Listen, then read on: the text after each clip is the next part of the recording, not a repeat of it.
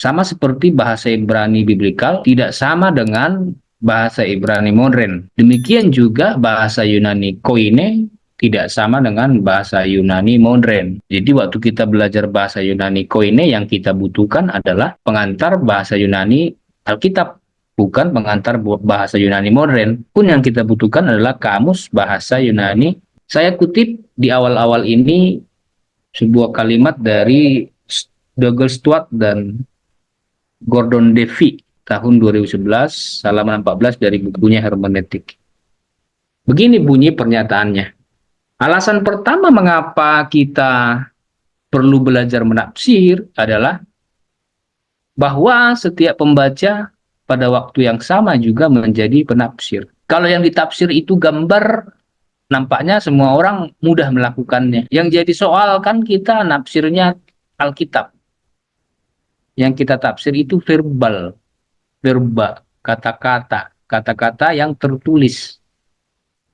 Persoalan menjadi nambah. Kenapa? Karena yang kita tafsir bukan kata-kata dalam bahasa kita, melainkan bahasa lain.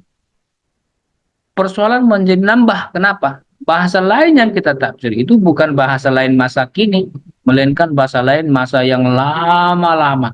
Nah, makanya setiap kita minimal harus bisa menjadi pembaca. Belajar bahasa Yunani koine, sebenarnya kita harus bergerak. Mulai dari mengenali abjad, 24 abjad Yunani. Berikutnya itu kita maju setelah bisa membaca, kita mensintaks, memparsing, menyusun langkah-langkah bagaimana kita menafsir. Mengenali kata kerja, mengenali orangnya, mengenali tensisnya kalau Yunani, analisis gramatika. Setelah itu kita maju, studi kata, kata-kata yang dianggap sulit, kata-kata yang ada perbedaan terjemahan. Kita periksa, maju ke situ. Kalau mau lebih maju lagi, kita mengerjakan kritik teks. Kritik teks itu sebenarnya dibagi dua ya, kritik rendah dan kritik tinggi. Tapi seringkali ini akhirnya menjadi pekerjaan terakhir ketika kita mau serius dalam belajar Yunani. Karena mengkritik teks itu bukan perkara mudah, kawan-kawan. Perkara sulit ini. Di sini kita memilih salinan teks yang paling mendekati teks asli. Yang pertama, saya mau tekankan, memang kita ini sudah biasa menafsir. Tapi ini gambar, sehingga lebih mudah memang menafsir gambar. Mula-mula, kenapa kita perlu menafsir bahasa Yunani setelah kita menafsir bahasa Ibrani adalah karena di Alkitab kita pun ada beberapa perbedaan terjemahan. Saya sudah siapkan di sini paling tidak satu. Matius 19 ayat 24. Wahyu 7 ayat 10. Yakobus 5 ayat 16. Kisah Para Rasul 1 ayat 18. Matius 27 ayat 5. Di samping, saudara mungkin sudah pernah baca ayat lain yang Anda pikir, yang kawan-kawan pikir, ada persoalan dalam terjemahan yang berbeda. Mungkin saja. Matius 19 ayat 24 itu ada perbedaan antara ITB dan bahasa Batak Toba. Harap maklum karena saya orang Batak Toba, saya pakai contoh Batak Toba ya Bapak, Ibu, kawan-kawan. Ada Yakobus pasal 5 ayat 16, ITB dan BIMK. Kisah Para Rasul 1 ayat 18, ITB dan ILT3. Matius 27 ayat 5, ITB dan Toba. Nah, ini contoh ada perbedaan dalam terjemahan. Matius 19 ayat 24, ITB bunyinya begini. Sekali lagi aku berkata kepadamu, lebih mudah seekor unta masuk melalui lubang jarum daripada seorang kaya masuk ke dalam kerajaan Allah. Ini bunyi ITB yang biasa kita baca. Tapi dalam bahasa Batak Toba begini bunyinya. Lam dohonok kudo tuhamuna. Guma burdo bongoton ni gajah pinggol ni jarum.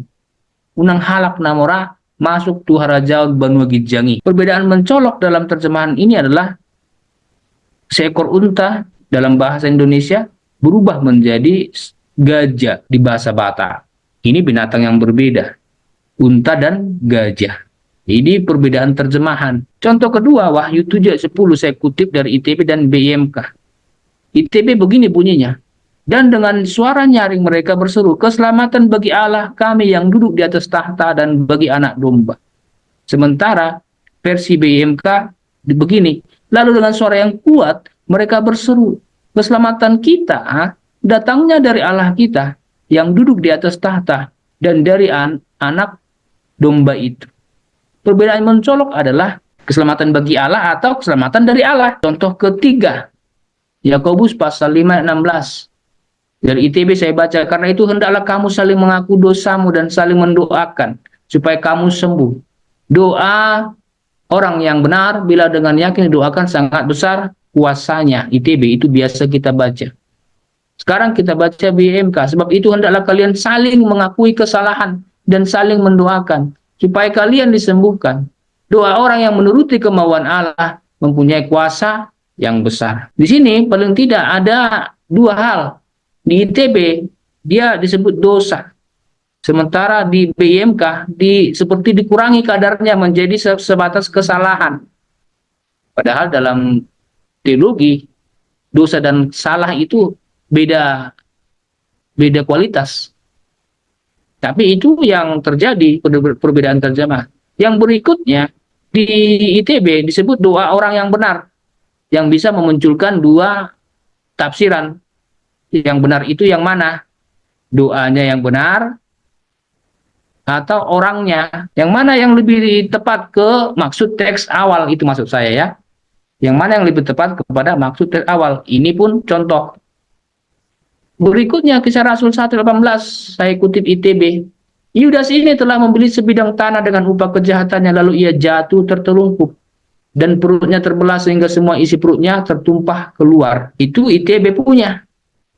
Sekarang dari ILT 3, Yudas ini sudah mendapat tanah kuburannya. Di sini disebut langsung mendapat tanah kuburannya, seolah-olah memang dia membeli tanah itu sengaja untuk kuburan. Matius 27:5 dari ITB, maka ia pun melemparkan uang perak itu ke dalam bait suci lalu pergi dari situ dan menggantung diri.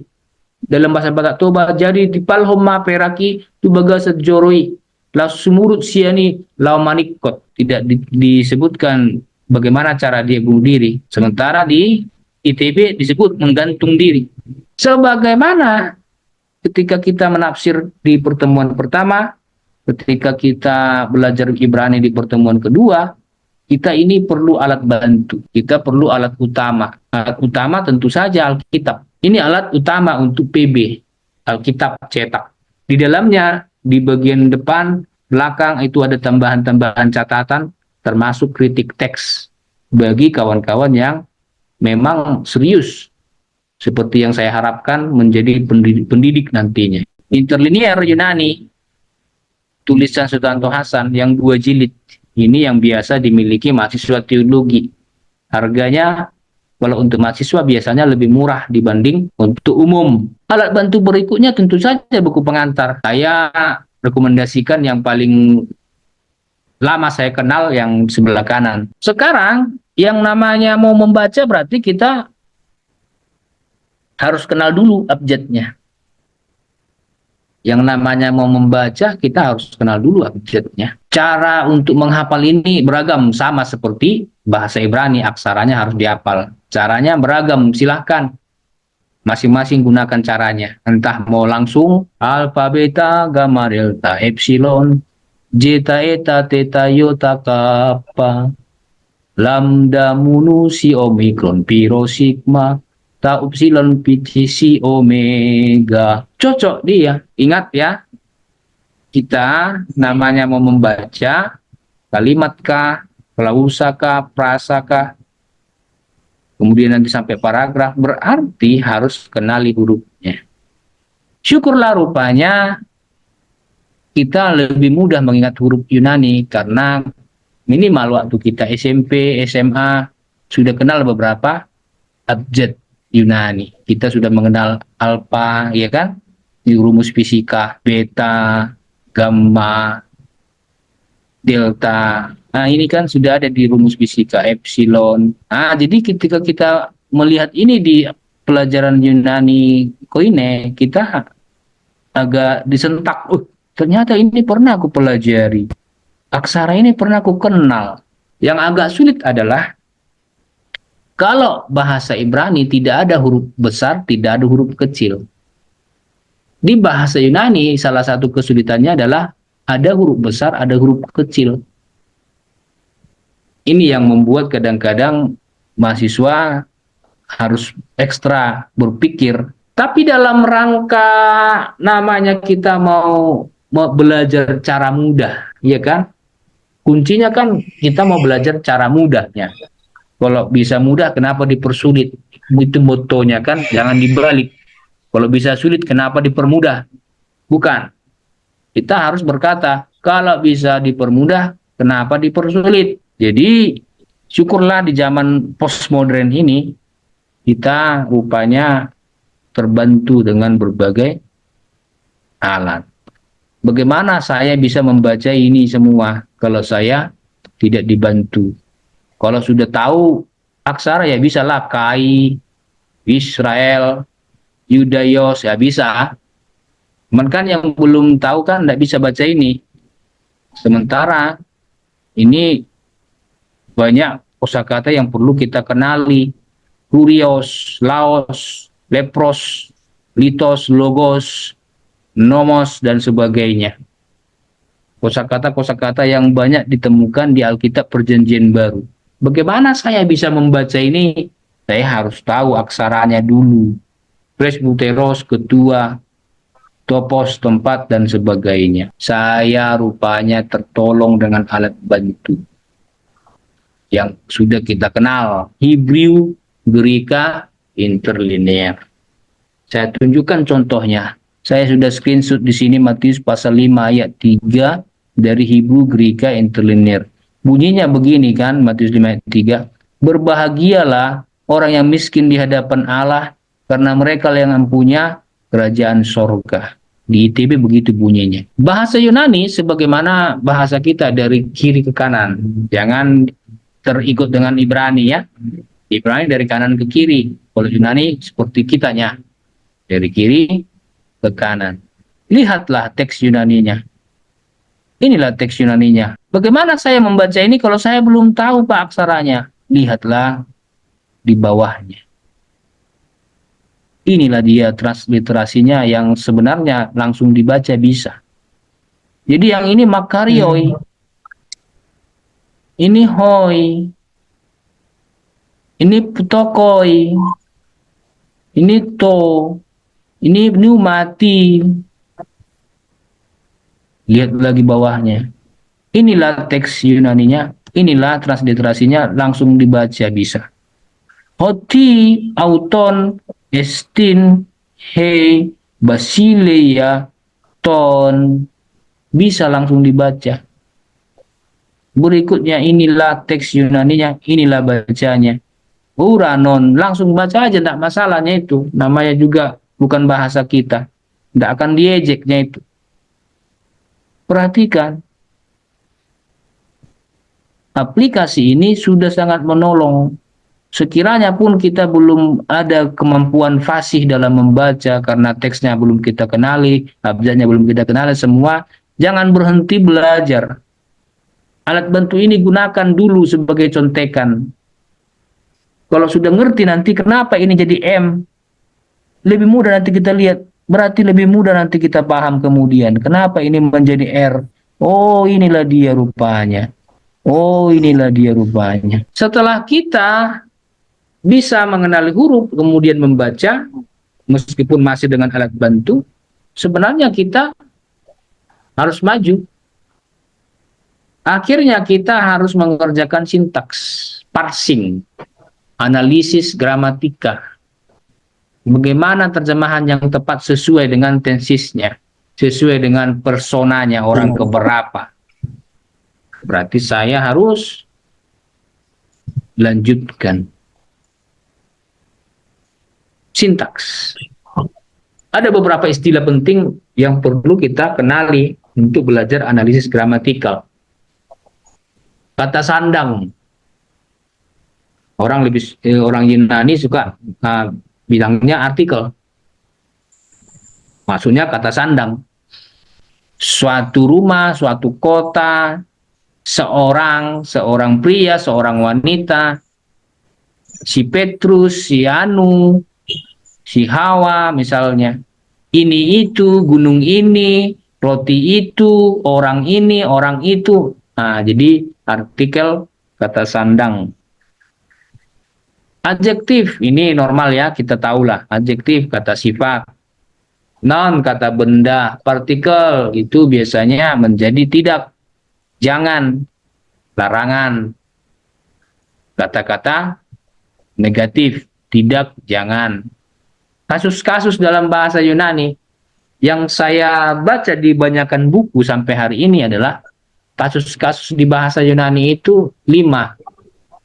Entahlah, ada orang yang pernah berkata kasus hanya 4. Ada yang berkata kasus nambah jadi 6. Tapi yang kebanyakan saya baca dalam keterbatasan saya, memang 5 kasus dalam bahasa Yunani yang diterima oleh kebanyakan ahli. Yang pertama itu disebut nominatif, itulah subjek. Berikutnya genitif, kepemilikan. Berikutnya datif, terjemahannya biasa dia menjadi bagi atau pada. Berikutnya akusatif, dia kasusnya sebagai objek. Lalu vokatif, sebagai seruan. Yang biasa dia diterjemahkan ke Indonesia menjadi hai. Hai orang Bethlehem. Hai Petrus. Hai Bartolomeus. Nah, itu dia berarti seruan. Atau ya. Ya Tuhan. Ya Bapa di surga. Ya kan? Doa Bapa kami kan begitu sebenarnya. Bapa kami yang di surga. Sebenarnya itu ada vokatifnya. Ya Bapa kami yang di surga. Nah, itu harusnya begitu. Hanya saja memang di Alkitab kita tidak pakai lagi ya-nya. Aslinya kalau mengikuti kasus vokatif, di situ ada ya. Ya Bapa kami yang di surga. Atau hai Bapa kami yang di surga. Disapa Tuhan itu.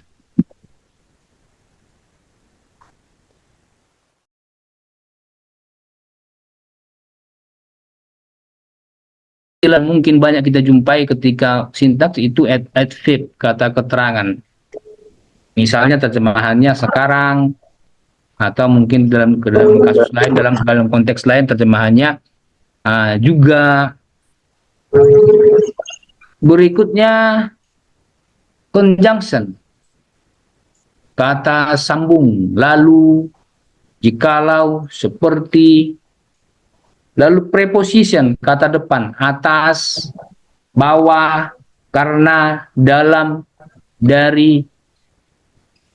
Verb, kata kerja, diatesis aktif, pasif, medial. Kalau aktif, kita sama-sama sudah paham ini ya. Aktif berarti dia me atau ber, terjemahannya begitu ke Indonesia. Kalau pasif di atau ter. Misalnya dipukul, terpukul. Kalau dia medial, itu kena ke diri sendiri. Inilah orang diatesis Yunani ya. Kalau medial dia kena diri sendiri. Misalnya memukul diri sendiri. Menyakiti diri sendiri. Nah, itu dia diatesis. Ada istilah lain. Ada modus. Dalam tata bahasa Yunani ada indikatif berita. Ada imperatif perintah. Ada infinitif yang terjemahannya ke Indonesia bisa pakai untuk. Jadi ada tambahan kata untuk kalau dia infinitif. Kalau dia optatif itu ada penekanan harapan pembicara sehingga terjemahannya bisa pakai kiranya. Kiranya engkau begini. Kiranya didengarnya doamu misalnya. Participle dia pakai ini untuk menunjuk keterlibatan subjek, misalnya pembunuh berarti orang yang membunuh. Apalagi pokoknya dia keterlibatan si pelaku lah. Pemukul berarti orang yang atau alat yang memukul. Kalau dia subjektif menyatakan maksud si pembicara, aku mau, aku ingin begini. Nah, itu berarti subjektif. Kalah, inilah yang disebut dalam bahasa lainnya itu tensis, kalah.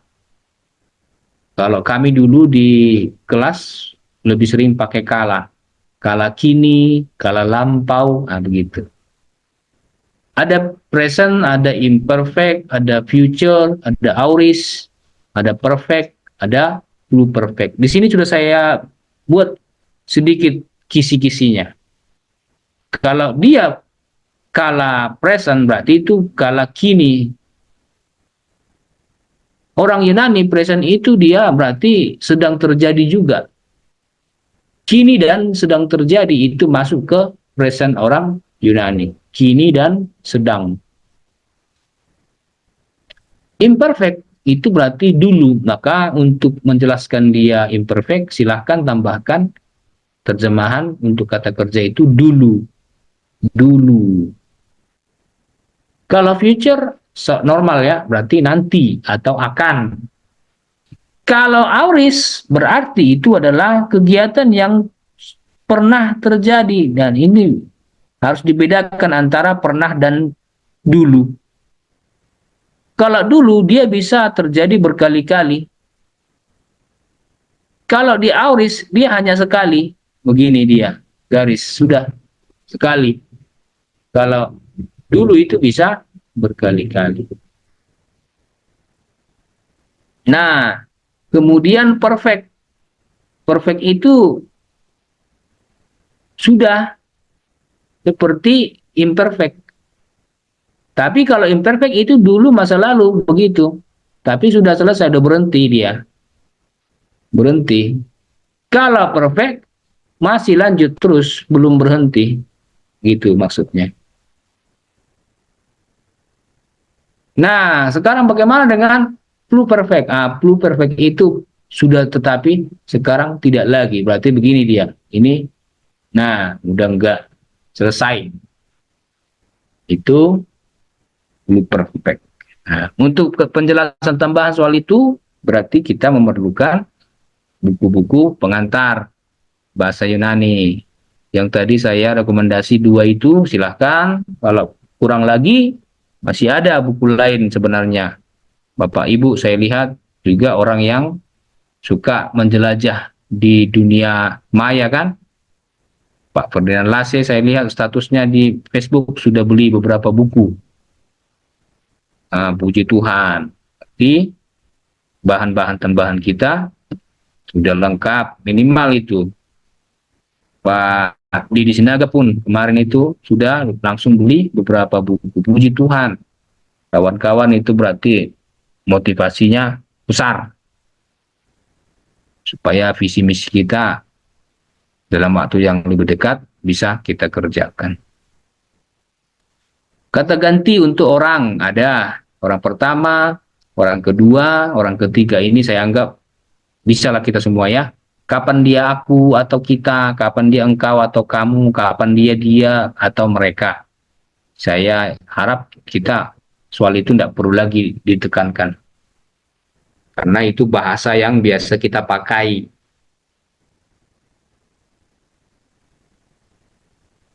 Sekarang saya ajak kita melihat contohnya. Ingat ya, kita sudah masuk di sintaks. Memarsing.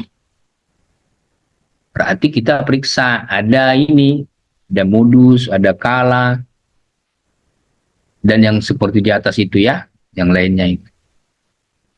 Saya sudah foto dari interlinear yang dibuat, yang ditulis oleh Sutanto Hasan. Saya foto, saya masukkan di sini. Di tempat saya ini jelas kok. Saya berharap di tempat kawan-kawan pun ini lumayanlah, jelas lah. Dan nggak terlalu kecil, jadi nampaklah semua ya. Perhatikan kawan-kawan, saya kutip ayat 3. Persis seperti yang tadi di yang di Hebrew Greka interlinear yang di handphone. Kelebihan yang di handphone tadi, dia langsung ada cara bacanya di bawah. Itu kelebihannya. Makanya saya rekomendasi sekali itu aplikasi. Langsung ada cara bacanya di bawah. Kalau yang dicetak ini, yang ditulis Pak Hasan Sutanto, dia nggak tulis cara bacanya. Dia hanya tulis teks Yunani di atas makarioi, hoi, tokoi gitu ya. Dia nggak tulis di bawahnya cara bacanya. Jadi bagi pembaca awam nggak berani dia mungkin membaca ini, kecuali dia akhirnya belajar mengenali semua aksara. Nah, tetapi yang menjadi kelebihan interlinear punya Pak Sutanto Hasan adalah dia memberikan terjemahan bebas di sini, di baris kedua. Terjemahan bebas diberikan oleh Pak Sutanto Hasan. Untuk setiap kata, sebagaimana juga yang di Android, dia memasukkan ini, kode untuk konkordansinya. Konkordansi ya, ini Bapak Ibu. Ini saya kasih kode K ya, konkordansinya ini. Kalau yang atas itu kasih tanda T ya, terjemahan bebas. Bukan terjemahan ITB ya, terjemahan bebas. Maksudnya yang tanpa menafsir, hanya melihat kamus. Jadi dia langsung literal, harfiah, tanpa menafsir ini apakah ini kata kiasan, apakah ini hukum, ataukah ini syair, nggak ke situ dia. Langsung lihat kamus, itu sudah dimasukkan. Yang di bawahnya inilah analisis leksikalnya, gramatikalnya, sini. Kode-kode ini, JMP, NX, ini harus pakai alat bantu yang disediakan Pak Sutanto Hasan, lembar satu yang, tadi satu lembar terpisah dia. Yang dulu pernah dibuang oleh kawanku waktu kuliah S1, dipikir nggak berguna, dipikir kok robek gitu, kok lain sendiri nih, nggak disimpannya. Karena nggak disimpannya, akhirnya dia jadi kesulitan, nggak punya dia kemudian. Kasihan dia. Syukurlah akhirnya dia fotokopi punya orang lain. Sehingga dia nggak kehilangan alat bantu itu. Nah ini dia. Jadi kawan-kawan kalau mau tahu cara membaca interlinear Sutanto Hasan, sebenarnya ringannya ini, nggak sulit. Baris pertama itu teks Yunaninya, baris kedua itu terjemahan bebasnya, lebih kepada terjemahan literal. Baris ketiga itu kode untuk konkordansinya, berarti tinggal melihat jilid 2. Lihatlah jilid 2 mulai dari huruf M. Lihatlah nomor 18. Lihatlah jilid 2 yang huruf O, nomor 1. Lihatlah jilid 2 yang huruf P, nomor 623. Begitulah. Dibuat sesederhana itu oleh Pak Sutanto supaya orang-orang yang bergerak dalam penelitian eksegesi Yunani lebih mudah mengerjakannya. Kalau mau tahu ini, lihatlah lembar tersendiri itu, yang satu lembar itu. Apa maksudnya ada di situ? Ini membantu kita mengerjakan analisis gramatika. Puji Tuhan, terima kasih Tuhan. Ada alat bantu yang bagus seperti ini untuk kita. Oke. Bagaimana dengan yang ini Pak? Oh ini baris berikutnya ini. Ini baris berikutnya. Sama seperti itu. Berarti ini adalah terjemahan teksnya. Teks Yunaninya. Setelah teks Yunaninya ini adalah terjemahan literalnya tadi. Setelah itu inilah konkordansinya. Inilah yang di gram chord-nya. Saya taruh ya gram chord. Lembar gram chord. Jadi ini ada garis di sini Bapak Ibu. Nah, ini ada garis pemisah. Nah,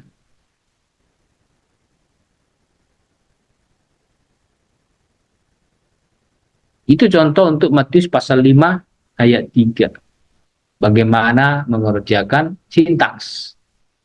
Tinggal kita coba kerjakan satu-satu. Makarioi, itulah teks Yunaninya. Lalu kita lihatlah ini, yang diberkatilah terjemahan bebasnya. Inilah M18 konkordansi, periksa di jilid 2. Nah, udah saya taruh di sini. JPN JMPNX, ringkasan parsing. Gunakan diagram Gram-Chord untuk menerjemahkan, puji Tuhan. Inilah langkah-langkah untuk mengerjakan sintaks. Saya harap penjelasan itu dipahami oleh kawan-kawan.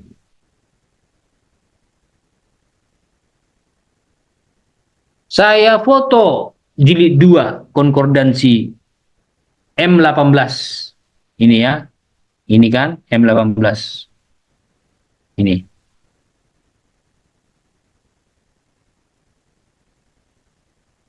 Saya foto dia. Ini hasilnya.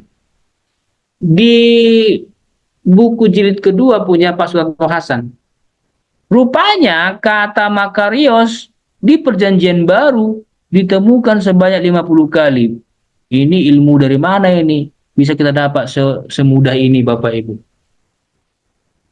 Maka buku ini sudah termasuk murah ini, kalau saudara bisa dapat 350, 400, bahkan 700 pun bagi saya itu termasuk murah. Karena dia sudah mengadakan penelitian dan hasilnya ditulis di situ. Kata Makarios ditemukan di teks Yunani perjanjian baru sebanyak 50 kali. Itu adalah bahan yang baik untuk kita masukkan misalnya dalam penelitian kita. Dikutip punya Sularto Hasan, kata ini 50 kali. Arti yang paling umum untuk Makarios adalah satu, yang berbahagia. Dua, yang penuh bahagia. Tiga, yang diberkati. Empat, yang penuh berkat. Ada 4 pilihan terjemahan yang paling umum untuk Makarios. Dibuat contoh-contohnya di bawahnya. Di Matius pasal 5 ayat 3, yang dipakai adalah berbahagialah orang yang miskin. Matius 5 ayat 4 dipakai menjadi berbahagialah orang yang berduka cita. Di ayat 5 berbahagia ahli. Semua rupanya di ucapan bahagia di Matius pasal 5 itu pakai teks Makarios. Itulah yang diterjemahkan oleh ITB menjadi berbahagia. Makarios. Makanya banyak orang kasih nama anaknya Makarios. Berbahagia. Penuh bahagia. Diberkati. Penuh berkat. Lalu saya kerjakan sekarang analisis Gram-Chord-nya itu. JMPNX dari Gram-Chord Yunani, nanti nampaklah J itu adalah adjektif, berarti kata sifat. Ini J. M itu adalah maskulin, berarti prialah subjeknya. P itu adalah plural, berarti pria itu plural, subjeknya itu plural, laki-laki, sehingga dia jamak. Maka terjemahannya adalah orang-orang laki-laki. Jamak dia, orang-orang atau para pria. Berbahagialah para pria, itulah sebenarnya secara analisis gramatikal. Nominatif berarti subjek, ya. Subjeklah posisinya para pria itu di kalimat. No degree, tanpa tingkatan, artinya kebahagiaan yang dimaksud di sini tanpa tingkatan, sehingga cukuplah dia disebut berbahagia. Nah, tanpa tingkatan, karena kalau dia pakai tingkatan, dia tergantung penjelasannya, karena tingkatan itu kan bisa 3. Kalau ada tingkatan, dia bisa 3. Yang pertama dia tingkat paling dasar bahagia. Yang kedua bisa lebih bahagia. Nah, kalau pakai tingkatan ya. Dan yang paling tinggi adalah yang paling bahagia. paling bahagia. Untuk konteks pasal 5 ayat 3 ternyata tidak ada tingkatan soal kebahagiaan. Jadi terjemahan yang dianjurkan ya tanpa tingkat.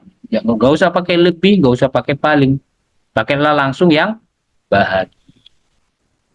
Sehingga kalau semua digabung, dari ringkasan digabung, ringkasan parsing digabung, dengan konkordansi digabung, berarti terjemahan yang literal adalah mereka laki-laki yang berbahagia sebagai subjek. Mereka laki-laki yang berbahagia sebagai subjek. Sehingga perhatikanlah ini, di Matius pasal 3 terjemahannya adalah ini, berbahagialah orang. Nah, hanya saja dia nggak mau terlalu literal membuat ini menjadi jamak ya. Kalau mau ikuti jamak harusnya ini berbahagialah orang-orang. Nah, karena dia jamak. Tapi rupanya terjemahan ITB tidak terlalu pusing soal itu. Jadi yang dia maksudkan orang di sini, biarlah pembaca paham bahwa ini bukan pribadi, melainkan banyak orang. Bahkan orang-orang yang plural, tanpa menunjuk oknum. Itu dia parsing untuk kata berbahagia. Saya lanjutkan.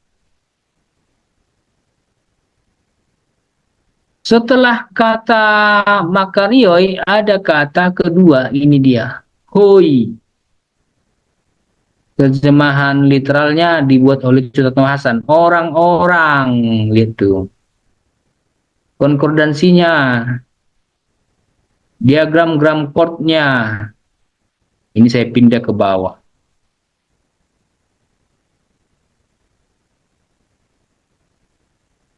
Karena ini adalah artikel untuk kata benda ini, kata ganti. Nah, berarti ini harus disatukan. Hoi putokoi. Perhatikan. Hoi putokoi, itulah teks Yunaninya. Orang-orang yang tahu dirinya miskin. Orang-orang yang tahu dirinya miskin. Orang-orang yang tahu dirinya miskin. Nah, itulah secara terjemah sederhana, bebas. Paling awal sebelum menafsir lebih dalam, itu terjemahannya. O1 P623. Periksa di jilid 2. AMPN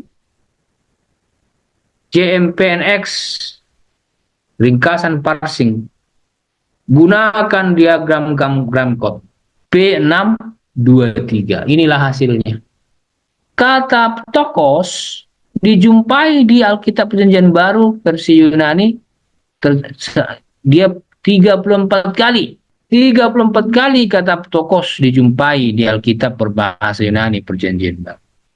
Arti yang direkomendasikan menurut kamus adalah sangat miskin.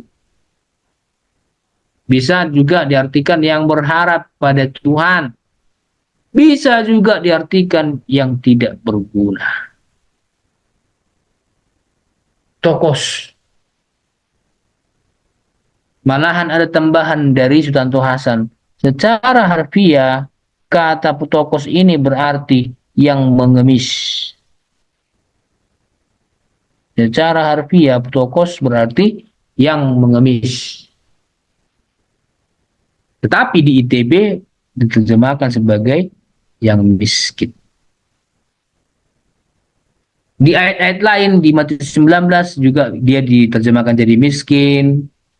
Di Matius 26 juga miskin kan. Jadi tokos itu secara umum terjemahannya adalah miskin. Lazarus yang disebut pengemis itu di Lukas 16:20 itu pakai kata Yunani ptokos, pengemis. Orang yang sangat miskin sehingga hidupnya mengemis. Berharap hanya kepada Tuhan. Orang yang dianggap tidak berguna. Perhatikan kawan-kawannya. Jadi kalau mau kita terjemahkan langsung, yang sebelah kanan lah. Perhatikan. P623. Sangat miskin. Terjemahannya berarti mereka laki-laki sangat miskin. Subjek laki-laki itu sangat miskin. Ringkasan parsingnya JPNX. J adjektif, kata sifat maskulin laki-laki. P plural jamak. N nominatif subjek. X no degree, tanpa tingkatan. Jadi orang miskin, pokoknya orang miskin. Mereka laki-laki yang sangat miskin. Topnumati, teks Yunaninya. Terjemahan bebasnya secara sederhana, secara literal di kamus dalam roh. Konkordansi periksa di jilid 2. Ringkasan parsing periksa di diagram Gramford.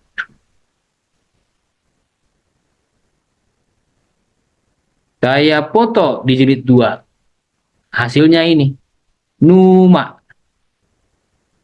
Ditemukan sebanyak 379 kali dalam perjanjian baru. Ditemukan sebanyak 379 kali dalam bahasa Yunani perjanjian baru. Banyak ya. Terjemahannya ke Indonesia bisa nafas, bisa angin, bisa roh dalam huruf kecil maupun roh Tuhan yang besar, bisa juga sikap. Yang saya bisa foto terbatas ayatnya. Numa itu bisa dia diterjemahkan berdasar konteksnya menunjuk kepada Roh Kudus. Bisa juga berdasarkan konteksnya kepada Tuhan Allah sendiri. Bahkan berdasarkan konteks tertentu, Numa juga bisa tentang roh jahat. Itulah konkordansi P347. Ini JMPNX, ringkasan parsing. Bukan ya. NNSD. Nah, ini dia. NNSD. Noun kata benda, N neuter, netral. Orang Yunani, gender itu bukan hanya maskulin dan feminim. Ada neuter. Ada neuter. Tidak jadi soal apakah itu maskulin atau feminim. Itu maksudnya ya. Tidak jadi soal apakah itu maskulin, apakah itu feminim. Singular, tunggal, datif. Maka terjemahannya bisa tambah kata bagi atau pada. Jadi terjemahan yang disarankan itu adalah pada roh.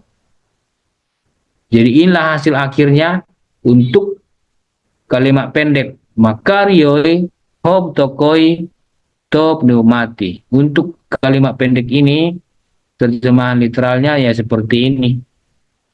Mereka yang berbahagia sangat miskin pada roh.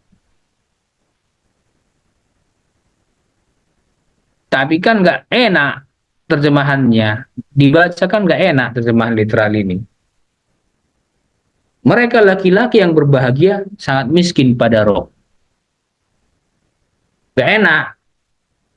Makanya memang para penafsir Alkitab harus berjuang mereka menyusun kira-kira kata-kata yang lebih enak untuk dibaca, lebih mudah ditangkap oleh si pembaca bahasa Indonesia tanpa sama sekali merusak maksud awalnya. Bagaimana caranya?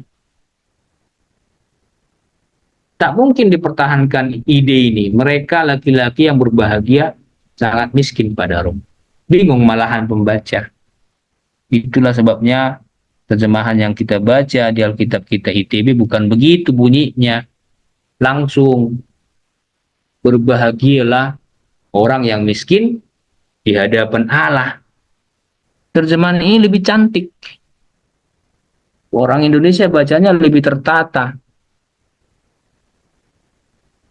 Makanya yang lebih sering dipakai orang adalah terjemahan ITB dibandingkan terjemahan yang misalnya seperti yang saya tadi tunjukkan. Terjemahan literal yang saya kerjakan. Nggak cantik hasilnya. Itu dia, kawan-kawan. Sudah saya tunjukkan contoh mengerjakan sintaks. Nanti, akhirnya kita semua yang ada di kelompok pemuritan ini, seharusnya bisa mengerjakan hal yang sama. Mensintaks, kalau bisa kata, lalu lanjutkanlah dia nanti menjadi frasa, kata-kata, ya kan? Lalu lanjutkanlah dia nanti menjadi klausa, kata yang lebih panjang lagi, kata-kata, kata-kata, begitu. Sampai kemudian kalimat. Kalau tadi yang saya tunjukkan kan itu baru di sini, kawan-kawan. Baru di sini. Makaryai, hoi, tokoi, top mati. Padahal di sini masih koma, artinya kita tadi itu masih separuh kalimat. Itu pun sudah bisa nanti panjang penjelasannya kalau kita mau susun menjadi suatu artikel. Bisa kita lanjutkan pelajaran kita di bahasa Ibrani Yunani sampai nanti ke dalam penelitian lanjutan. Memang persona atau orang, lihatlah ini. Ini dia. Maskulin, laki-laki memang iya. Kalau mau mengikuti analisis gramatika untuk personanya orangnya, orang keberapa, laki-laki atau perempuan, tunggal atau jamak. Laki-laki memang. Tapi kenapa di Indonesia terjemahannya tidak dicantumkan dengan jelas bahwa yang dimaksudkan itu adalah laki-laki. Nah, itulah yang tadi saya maksud. Terjemahan ITB rupanya tidak berpikir bahwa apakah ini orang jamak, apakah ini orang laki-laki atau perempuan. Untuk konteks Indonesia, dianggap tidak terlalu penting. Untuk konteks Indonesia. Sesungguh-sungguhnya untuk konteks pendengar asli, pendengar awal, itu penting. Kenapa penting? Ya sebagaimana bukan rahasia lagi ya, kebanyakan kita orang Kristen kan taunya bahwa orang Ibrani itu, orang Yahudi perjanjian baru pun, itu kan paternalistik. Pater. Laki-laki memegang kedudukan tinggi dalam strata masyarakat. Perempuan nomor 2. Anak-anak nomor terakhir. Kan itu sama-sama kita tahu. Jadi untuk konteks pembaca awal, sebenarnya yang ditekankan adalah si pria sebagai strata tertinggi di masyarakat. Kalau ternyata si pria yang strata tertinggi di masyarakat, ternyata dia menjadi orang yang miskin. Kan itu dia. Yang nggak punya apa-apa. Padahal dia stratanya di masyarakat paling tinggi, dia pria. Tapi nyatanya miskin. jatuh dia terjerembab, sangat miskin sehingga dia sudah setara dengan pengemis. Seorang pria yang punya strata tinggi di masyarakat, ternyata hari ini dia adalah menjadi seorang yang pengemis, miskin sekali. Nah, itulah yang sedang mau ditunjukkan. Untuk konteks pembaca awal, itu memang ditekankan. Stratamu yang tinggi di masyarakat sekarang sudah jatuh. Karena kamu adalah miskin. Tetapi itu pun berbahagia di hadapan Tuhan.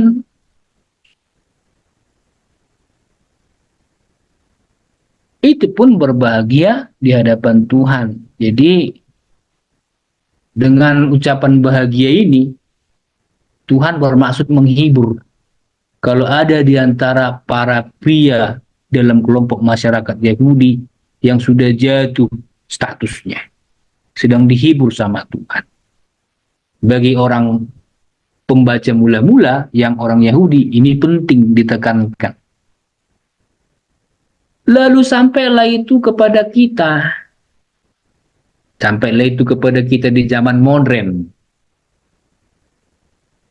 Bagi kita di zaman modern, rupanya tidak terlalu penting lagi perbedaan status strata masyarakat antara pria dan wanita.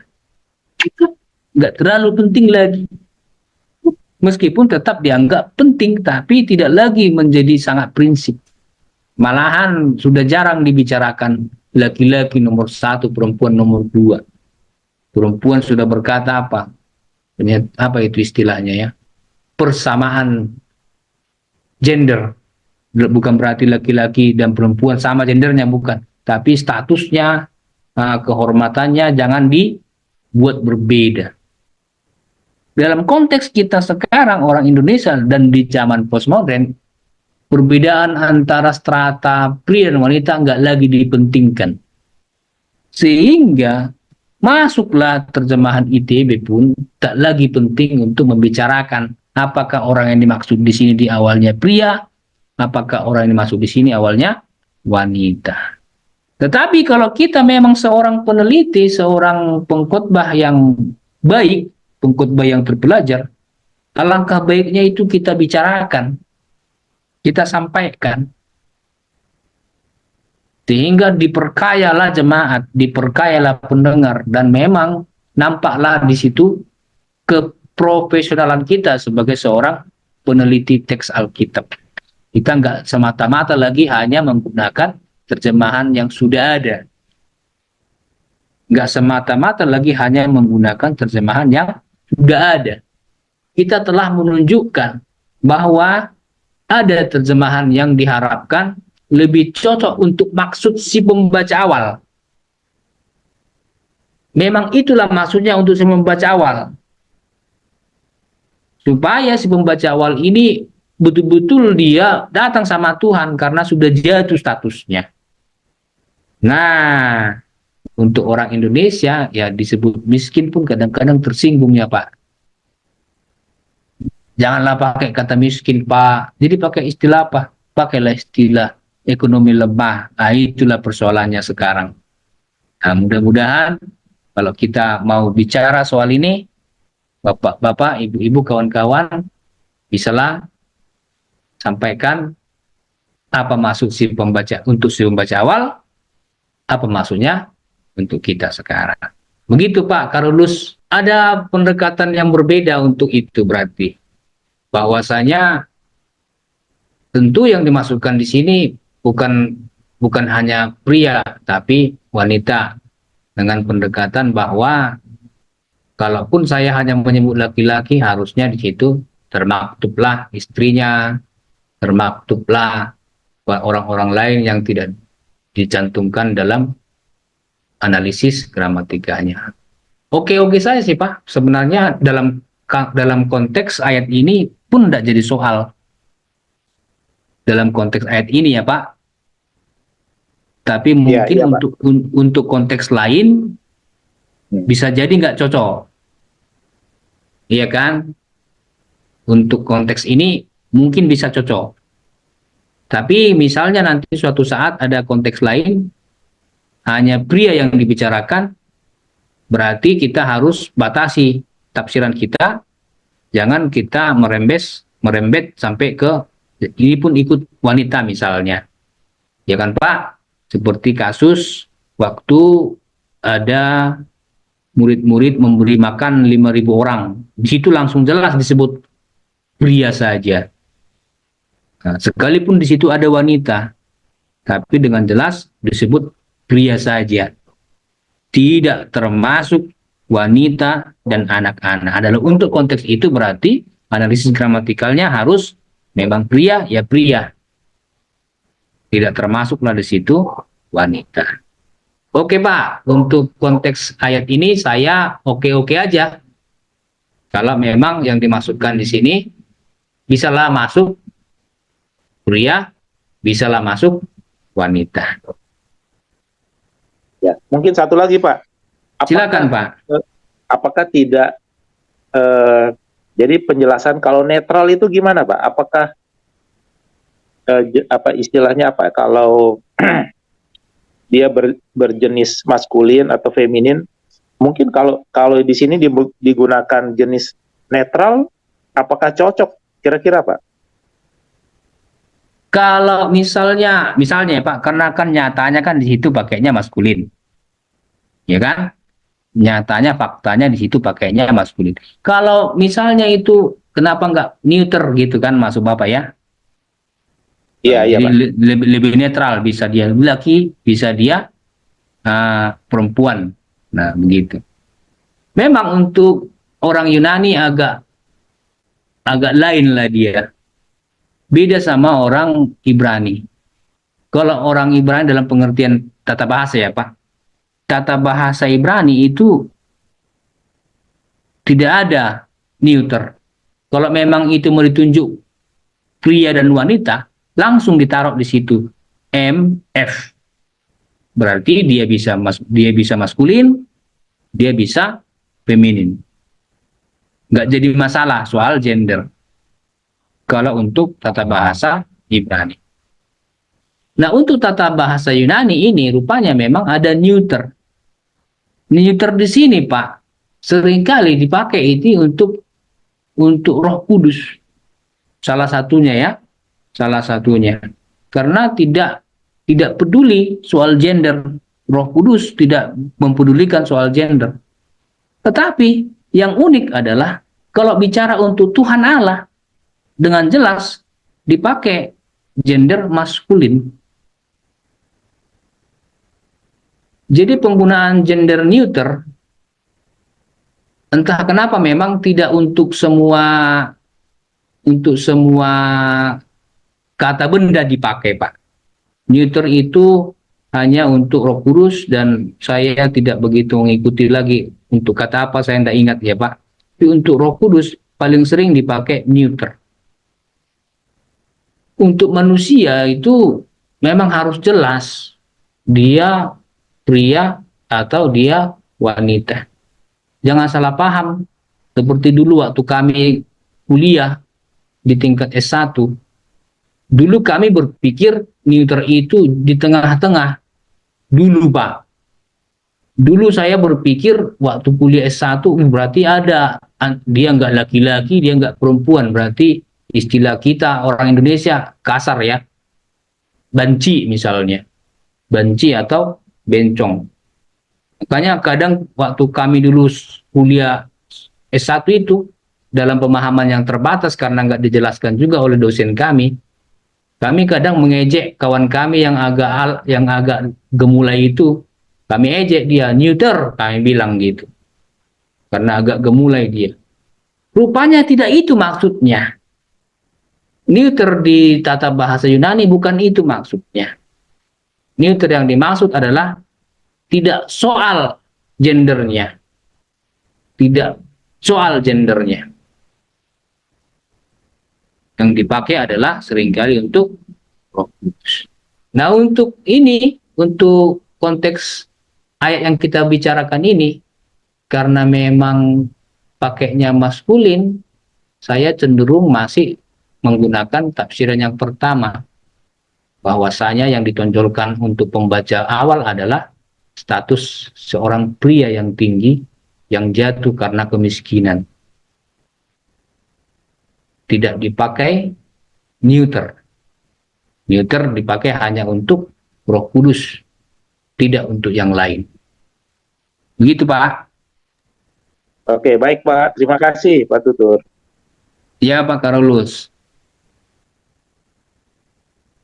Bisa kita lanjut atau masih ada yang mau menanggapi, bertanya, silahkan.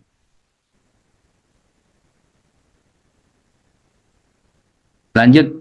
Oke. Sekarang setelah kita misalnya sudah bisa mengerjakan sintaks parsing, harusnya kita lanjut mengerjakan studi kata.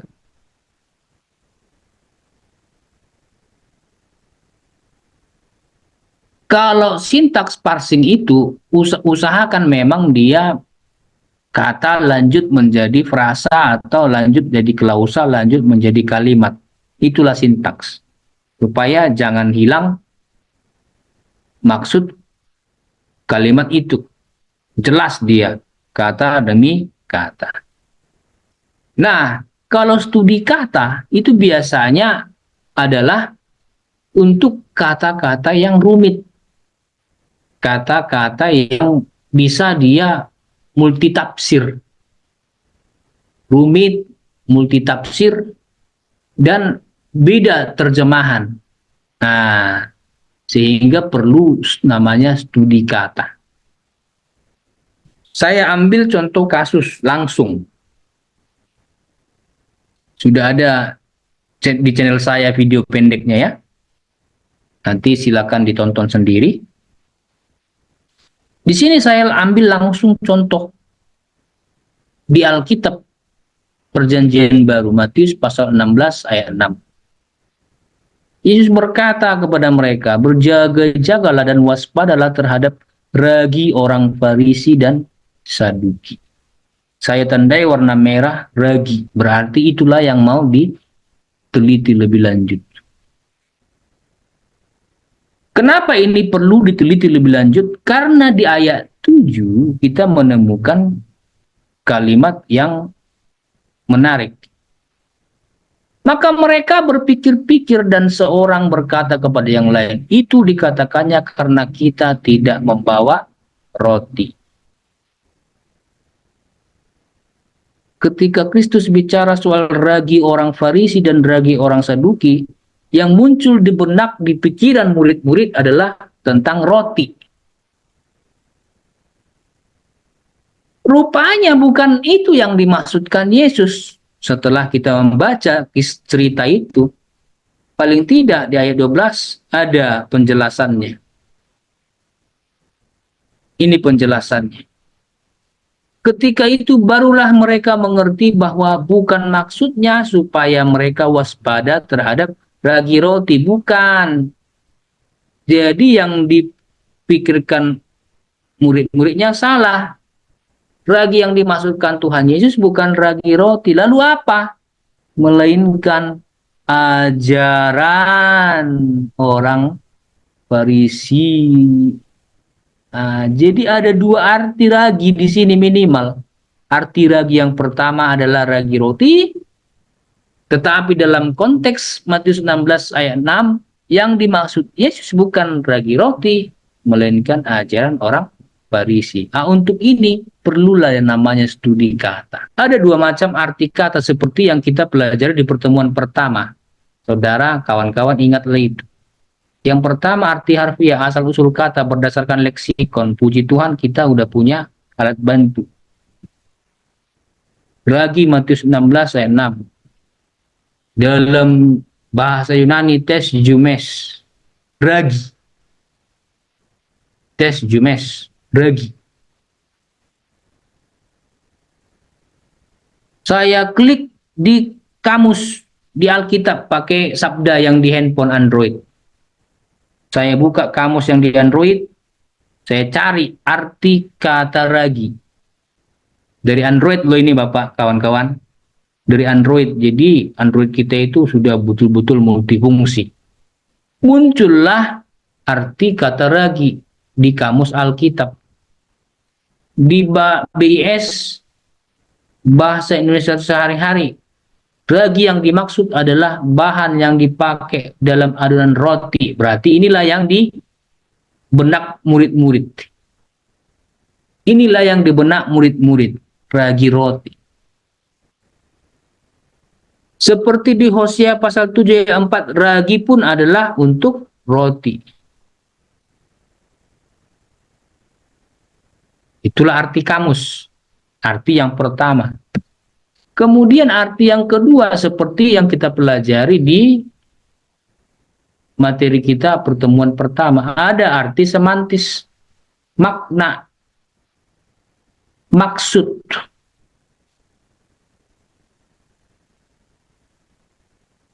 Teksnya sama secara Yunani. Teks jumes. Tetapi rupanya ada arti lain dari ragi. Ragi itu segumpal adonan. Berarti ini soal makanan. Soal makanan. Secara kiasan, ragi berarti pengajaran busuk. Nah, ada dua arti. Arti yang pertama, roti untuk bahan makanan. Ragi untuk bahan makanan. Arti kedua, ragi mengkiaskan pengajaran busuk. Itu makanya studi kata penting kita lakukan. Jadi ada dua macam arti kata. Arti literal sesuai kamus, itulah yang ditafsirkan murid-murid. Padahal arti semantis lah yang sedang dimaksudkan Yesus. Maksudnya, yang dimaksud Yesus lain, yang dipahami murid-murid lain. Nah, ini kan sering terjadi juga di zaman sekarang. Yesus juga pernah menggunakan kata ragi secara literal dalam maksud roti. Pernah, bukan tidak pernah, pernah. Paulus juga pernah.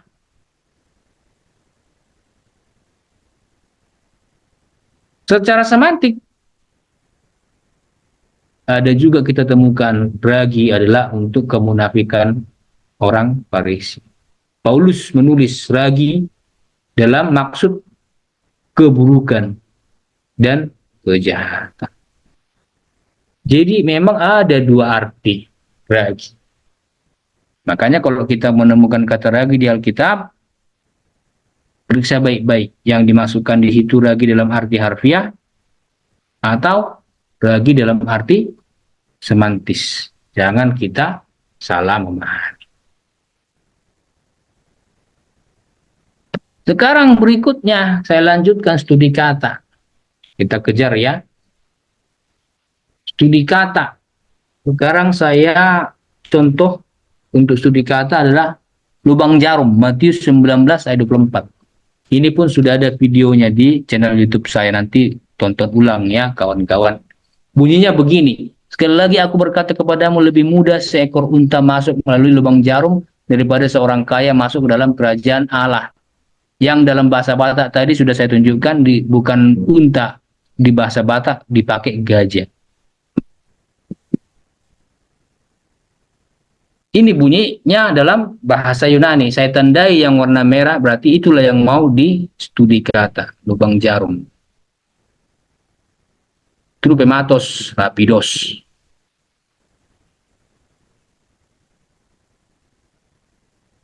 Mula-mula saya kutiplah kalimat dari Stuart dan Fee di buku hermeneutik. Begini bunyi kalimatnya.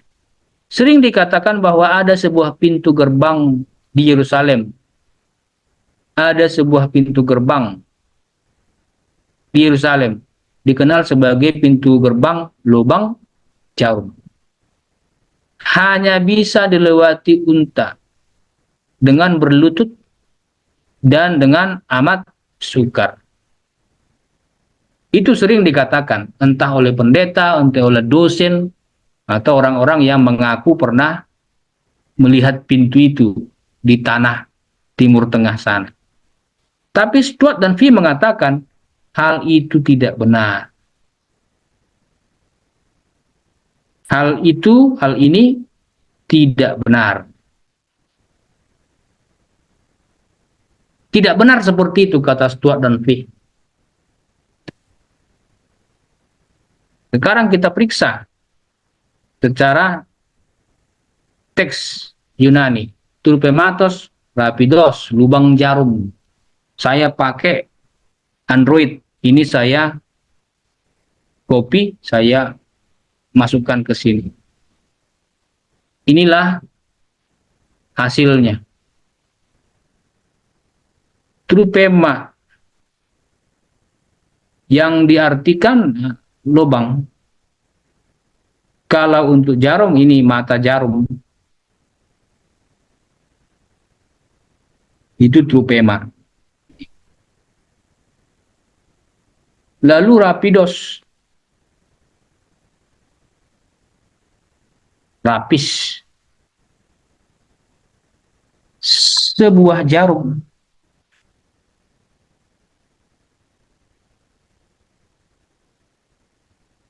Sebuah jarum.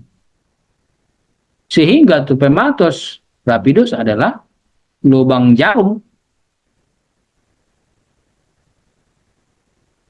Lubang jarum. Tidak ada arti lain di sini, tidak ada. Tidak ada arti lain kan? Dikiaskan sebagai pintu, nggak ada. Beda dengan ragi yang tadi, ada arti lainnya. Lubang jarum tidak ada arti semantis, adanya ya arti harfiah, lubang jarum. Sekarang saya kutip ulang lagi. Saya cari data tambahan dari komentar Stuart dan V. Apa kata mereka? Tidak pernah ada pintu gerbang seperti itu di Yerusalem pada masa Yesus melayani di bumi. Tidak pernah ada itu. Tambahannya, bukti mula-mula yang dikenal sehubungan dengan gagasan tentang pintu lubang jarum itu abad 11. Berarti kapan? Yesus abad keberapa? Yesus kan abad pertama. 10 abad kemudian barulah muncul gagasan tentang pintu lubang jarum. Bayangkanlah 10 abad bedanya. Zaman Yesus nggak pernah ada pintu lubang jarum. Tiba-tiba abad 11 baru ada. Bukan tiba-tiba lah berarti ya. Baru ada di abad 11, 10 abad kemudian. Gagasan itu pun diteruskan oleh siapa? Dibuat oleh siapa? Pendeta, namanya Theophilak. Kenapa dia memunculkan gagasan tentang pintu? Karena sulit dia memahami teks itu. Sulit dia memahami teks Matius pasal 19 ayat 24 itu. Karena sulitnya, akhirnya muncul gagasan di otaknya, jangan-jangan yang dimaksudkan Yesus adalah pintu. Makanya dia buatlah gagasan, ada pintu lubang jarum. Nyatanya nggak pernah ada. Dibuat-buatnya rupanya. Orang Yahudi berpikir bahwa kekayaan merupakan salah satu tanda perkenanan Tuhan. Iya, betul. Sehingga orang kaya yakin selamat. Jadi sombong mereka orang kaya ini. Kalau maksud tafsiran pintu lubang jarum itu benar, berarti inilah implikasinya. Seekor unta sebenarnya bisa masuk melewati lubang jarum itu kalau itu pintu. Caranya apa? Lepaskan semua bebannya, berlutut, rendahkan diri. Bisa masuk unta itu. Kalau betul itu pintu. Tetapi implikasinya kepada manusia seperti apa? Kan itu kan nanti akhirnya kan implikasinya kepada manusia. Berarti orang kaya bisa masuk surga dengan cara melepaskan kekayaannya. Lalu berlutut. Masuklah dia surga. Itu kan implikasinya. Sekarang kita lihat konteksnya. Mula-mula jangan sampai hilang konteks. Ayat 16.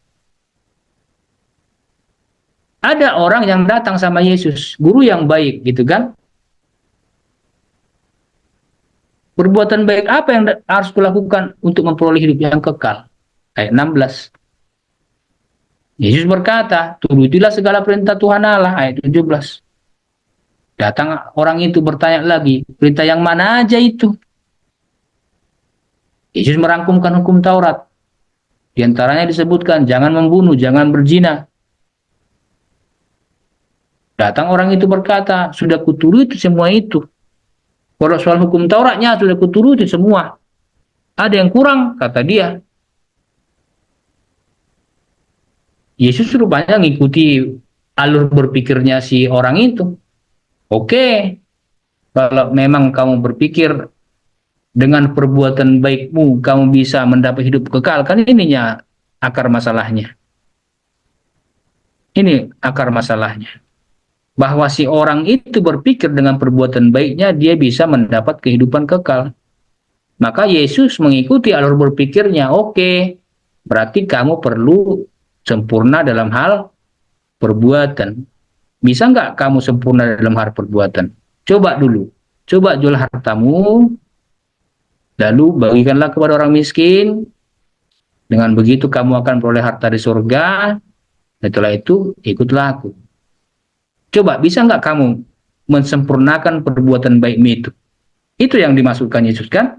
Supaya si orang ini menyadari dengan perbuatan baiknya itu, kira-kira sanggup nggak dia? Sanggup nggak? Rupanya enggak. Ketika Kristus menuntut dia sempurna dalam perbuatan baiknya, kalau memang dia bisa sempurna, silakan aku kasihlah harta di surga, kata Yesus kan? Rupanya dia nggak sanggup. Orang yang berpikir bahwa dengan perbuatan baiknya dia dapat mencapai hidup kekal, ternyata nggak sanggup memenuhinya. Rupanya dia terganjal oleh hartanya. Sebaik apapun orang, rupanya tidak bisa mendapat hidup kekal karena pasti ada ganjalnya. Nah, orang yang datang kepada Yesus ini, ketepatannya mengganjalnya adalah hartanya. Orang kaya. Maka muncullah pernyataan Tuhan Yesus. Orang kaya sukar masuk kerajaan surga. Dari sinilah latar belakangnya. Kenapa muncul lubang jarum, unta, orang kaya, surga. Dari sinilah, dari latar belakang inilah, konteks ini jangan sampai lepas. Sekarang saya kutiplah terjemahan sederhana Indonesia dari Android. Terlalu kecil, jadi sudah saya ketik ya. Suatu ajaran populer mengatakan bahwa pada zaman Yesus ada pintu berukuran biasa di samping pintu gerbang Yerusalem yang besar. Pintu kecil itu dinamakan lubang jarum. Dan unta bisa melewatinya jika semua muatan unta dilepaskan. Ajaran tersebut tidak benar. Bukan cuma Stuart dan V yang ngomong. Terjemahan sederhana Indonesia yang edisi 3 pun sudah menulis itu. Ajaran itu ngawur. Ngarang-ngarang itu. Nggak benar itu. Dari mana muncul pintu gerbang di situ? Nggak ada. Pintu kecil yang seperti digagaskan pendeta filsafat itu, siapa tadi namanya itu? Itu hanya ada di negara Eropa. Kalaupun ada, itu pun dibangun 10 abad sesudah zaman Yesus. Ya, Yesus dulu bicara soal lubang jarum.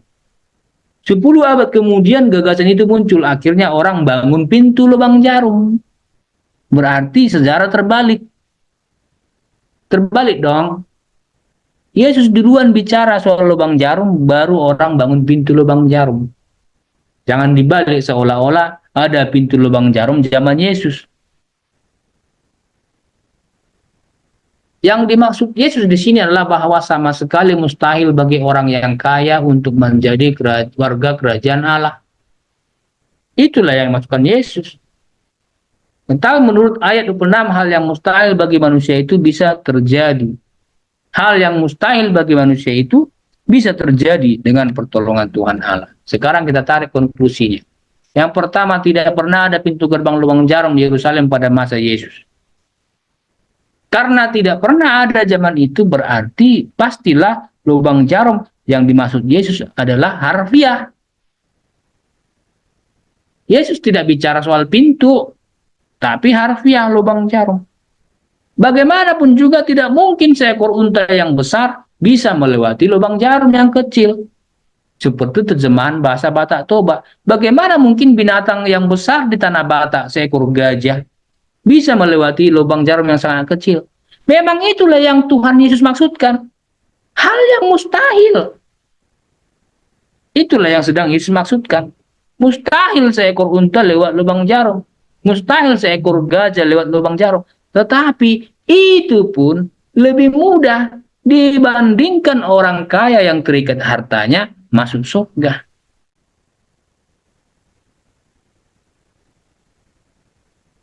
Artinya masih lebih mudah unta yang besar itu lewat lubang jarum yang kecil, padahal itu pun mustahil, dibandingkan orang kaya yang terikat hartanya itu masuk surga sekalipun perbuatan baiknya banyak.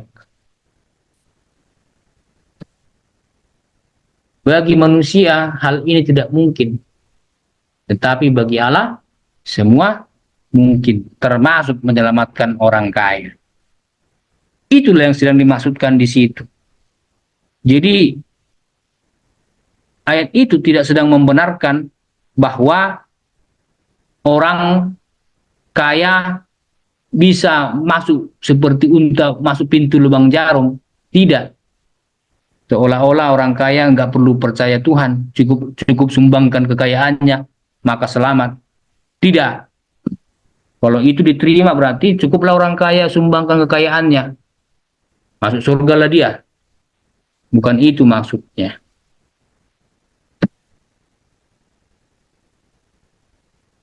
Jadi kawan-kawan, studi kata yang saya tunjukkan contoh, yang pertama tentang kata ragi, yang kedua tentang lubang jarum, itu adalah mewakili contoh-contoh lain, ayat-ayat yang mungkin masih dapat diperbincangkan.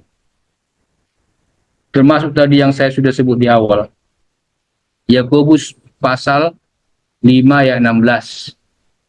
Itu doanya yang benar atau orangnya yang benar? Doanya yang benar atau orangnya yang benar? Kalau yang di terjemahan ILT tadi, ILT atau BMK itu ya, orangnya yang benar. Tapi coba periksa, menurut gramatika Yunani, betul enggak yang dimaksudkan orangnya? Jangan-jangan doanya. Dalam Matius 12 ayat 31 ayat 32, ada dosa yang tidak akan diampuni. Jelas teksnya dalam terjemahan Indonesia. Ada dosa yang tidak akan diampuni. Sayangnya ada banyak orang yang salah membaca, lalu mengajar bahwa ada dosa yang tidak bisa diampuni. Ini sudah jelas beda. Ini kan akan. Ini kan bisa. Nah, salah ini. Ada dosa yang tidak bisa diampuni. Tidak ada dosa yang tidak bisa diampuni. Semua dosa bisa diampuni. Karena darah Yesus berkuasa mengalahkan semua dosa. Jadi bukan tidak bisa diampuni. Tidak akan diampuni, iya. Artinya Tuhan tidak bersedia mengampuni. Bukan berarti Tuhan tidak berkuasa mengampuni. Beda itu. Tuhan tidak berkuasa mengampuni beda dengan Tuhan tidak bersedia mengampuni. Jadi Matius pasal 12 ayat 31-32 itu adalah Tuhan tidak bersedia mengampuni. Jangan lagi pakai istilah tidak bisa diampuni. Ini berbahaya ini. Kata-kata yang dipikir benar ini salah ini. Bukan tidak bisa diampuni seolah-olah Tuhan tidak berkuasa. Tidak akan. 1 Yohanes 5 ayat 17, ada Yohanes menyebut di situ dosa yang tidak mendatangkan maut. Bukankah upah dosa ialah maut? Lalu dosa yang tidak mendatangkan maut itu seperti apa? Ini pun baiklah dilakukan studi kata. Sehingga nanti waktu menyusun bahan khotbah kita itu ada muatan teologisnya, berbobot. Matius 6 ayat 12. Di sini Yesus mengajar murid-muridnya untuk berdoa yang kita kenal dengan doa Bapa kita, Bapa kami yang di surga, begitu.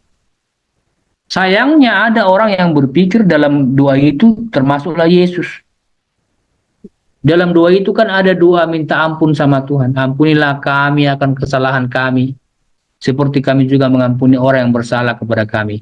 Ampunilah kami akan kesalahan kami. Seringkali itu dipahami oleh beberapa orang, oh berarti Yesus mengakui dosanya. Oh berarti Yesus juga berdosa. Ini juga perlu diteliti ini. Kenapa sampai segitunya paham orang-orang itu menyebut Yesus berdosa. Sampai disitulah soal studi kata. Ada masih banyak lagi teks perjanjian baru yang patut kita jadikan bahan penelitian sehingga bahan khotbah kita nanti bermuatan teologis dalam. Enggak sebatas khotbah-khotbah yang rata-rata lagi kebanyakan orang, tapi betul-betul kita ramu dia menjadi khotbah yang profesional. Muatan teologisnya dalam. Oke Bapak Ibu, kritik teks ini memang saya rancang ini hanya untuk dosen-dosen yang kira-kira memang serius dalam menjadi pengajar bahasa Yunani. Karena kebanyakan orang memang tidak mengerjakan kritik teks. Saya sudah menggeluti pendidikan bahasa Yunani berarti sejak saya jadi dosen. Dan saya juga jumpa beberapa dosen Yunani. Ternyata tidak semua dosen Yunani mengerjakan kritik teks. Maka saya pikir ini memang hanya untuk orang-orang yang menjadi dosen yang minimal S2. Sehingga dia bisa menuntun anak-anak S1 mengerjakan kritik teks. Ini nanti saya bagi ya diktatnya. Saya sudah pernah membimbing beberapa murid soal ini. Yang saya mau tunjukkan adalah ada salinan-salinan Alkitab yang kita punya, tapi disimpan di museum, disimpan di London, disimpan di Vatikan. Nah, jadi itu yang salinan-salinan asli disimpan. Yang sampai kepada kita itu sudah salinan-salinan modern dalam bentuk Bible Works, dalam bentuk Alkitab cetak, LAI. Padahal kalau kita mau teliti dia membandingkan salinan-salinan itu, para pengkritik teks sudah merumuskan minimal kriteria keaslian A, B, C, D. A berarti teks itu dapatlah dikatakan asli. B berarti teks itu mendekati asli. C berarti panitia sulit menentukan varian mana yang mendekati asli. C, D, berarti sudah sangat kesulitan panitia untuk menentukan mana yang mendekati asli. Nah, itu kriteria-kriteria untuk titik. Nah, ada banyak. Ini contoh sudah pernah saya kerjakan waktu di tesis, waktu kuliah S2. Nanti saya kirim ya datanya itu. Kalau yang teks PB yang dapat kriteria D, saya sudah buka Alkitab berbahasa Yunani dan menemukan ada 9. Ada 9 teks yang mendapat kriteria D. Berarti sangat kesulitan panitia penyunting Alkitab untuk menentukan teks mana yang mendekati asli. Sulit, susah. Oke, ini nanti saya kirim ya kawan-kawan. Bagi kawan yang serius menjadi dosen-dosen Yunani, nanti bisa kita bincang-bincang lanjut soal itu ya. Sudah jam 9, saya cukup berlari di sini dalam bicara. Kita bisa diskusi.